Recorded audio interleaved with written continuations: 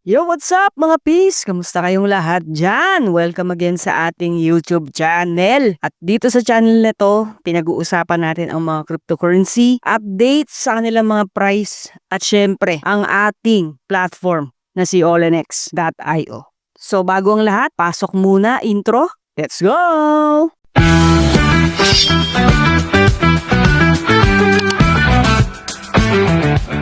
Okay, mga pisan, ito ngayon ang price action ng mga cryptocurrency. Si Bitcoin nasa 115,000. Ang total market capital natin ay nasa 4 trillion. Ang XRP nasa 3.06. Ang BNB nasa 23932.57 at si ADA USDT versus USDT is 0.9 033. So, pulado yan mga pisan. Pero kung makikita natin, uptrend ang ating mga cryptocurrency, lalong-lalo na to si Bitcoin. Kung makikita nyo dito, mga pisan, hindi ka talaga ako kasi nagde-day trading or ano eh. Ang tinitignan ko talaga yung mas malawak na time frame. 1 week at 1 month, sama mo na yung 6 months at 12 months. Hindi tayo kumukuha ng profit daily kasi nag-i-invest nga tayo sa mga cryptocurrency kasi mas madaling matalo kapag, para sa akin mas madaling matalo kapag lagi tayong nagtitrade na overtrading. Maraming magaling magganon pero ako hindi ganon yung porte ko. So makikita natin dito sa RSI ni Stutch RSI niya. Nag-cross na tayo ng momentum mo. Makita niyo no? Nag-cross tayo ng momentum below 20 mga pisan. Kung makikita nyo dito, sa bawat pagbagsak niya, siguro hindi pa to, false pa to. Kasi kailangan niyang umabot dun at least sa 0, pero nasa baba na siya ng 20, which means oversold na siya.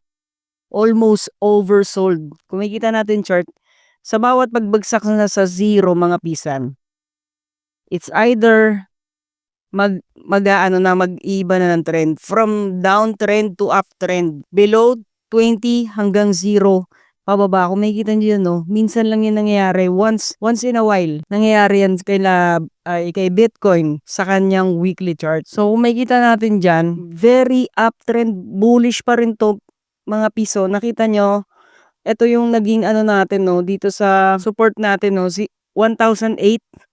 Ayun ang naging support natin 108 pala, 108. Nagkaroon tayo ng malakas na support sa 108.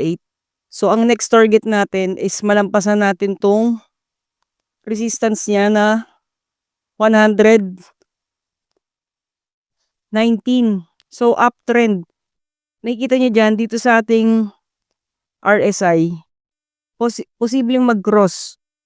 At dun sa Stutch RSI natin, nag-cross na, and that is an indication na mag-shift na yung trend niya from downtrend, from dun sa all-time high niya na almost 124, tapos bumagsak siya ng 108, which is ayun yung support natin sa kanyang weekly chart. May cross tayo dito kay Stutch RSI, which the momentum of the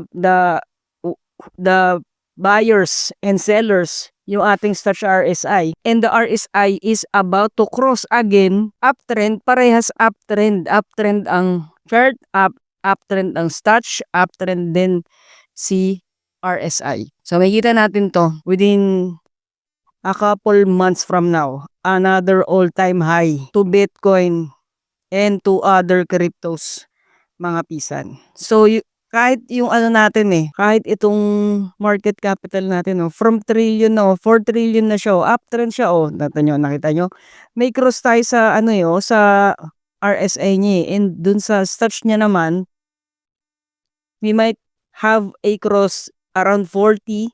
So from there, we have a strong uptrend on the platform and on Bitcoin price and other cryptocurrency.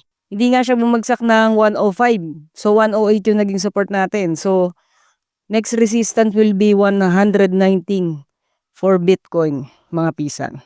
So ayan, punta na tayo sa ating platform. Okay, punta na tayo ngayon kay Olinex.io, yung ating platform regarding dito sa RWA, which is the real world asset. And if you are using Olinex.io, you have a chance on RWA Revolution. Ano ba yung RWA, real world asset? Again, this is Olinex.io, all in everything exchange on this platform using RWA. So the position of this company is creating everything on chain, mga pisan. So, punta tayo ngayon sa ating update dito regarding sa ating staking, sa ating pledge. So makikita natin dito sa yung ating 30 days ay almost 23 days na tayo na nag-stake dito kay Olinex.io. Makikita niyo dyan yung 23 to 30 days lang to, mga pisan. Meron tayong accumulated na 13.3282 ANT at ang ating stake ay 100.97 ASC. So kung ma-check natin, even the market, kung uptrend ba ang ating ASC? Yes, uptrend sa ASC. Ang price ngayon ni ASC ay 1.19. O, 'di ba? Maganda nung ano niya, pinapakita niya because we are on the trend. Again, for ASC and of course for ANT na ang price ngayon is 1.21701. Nag-start tayo dito, yan, 23 days na. 23 days pa lang ang platform na to, nag-start nitong July. So, bagong-bago, and we are again developing the RWA, which is the real world asset, mga pisan. Everything on chain in this market. So meron tayong spot trading, almost 50 or more than 50 token na ang nakalist. Everyday nagkakaroon tayo ng new listed token on the platform. Of course, meron tayong Nexus, which we have. This is the RW full chain asset and the trading platform. Of course, pwede tayo ditong magkaroon ng staking. We stake ASC and we earn ANT. Depende sa gusto mong days. 30 days up to 540 days. So the higher the amount, again, for staking, and the longer the yield or the staking, means higher rewards, higher yields in the future. So yun lang, update ko kayo regarding dito sa ating mga pledge. Kung matatapos na ito after 30 days. So kuwentahin natin kung naka-ROI na ba tayo dito sa ating in-stake na 23 days, which is the 100.9742 ASC. So ayan na nga mga peeps, maraming salamat sa inyong panonood.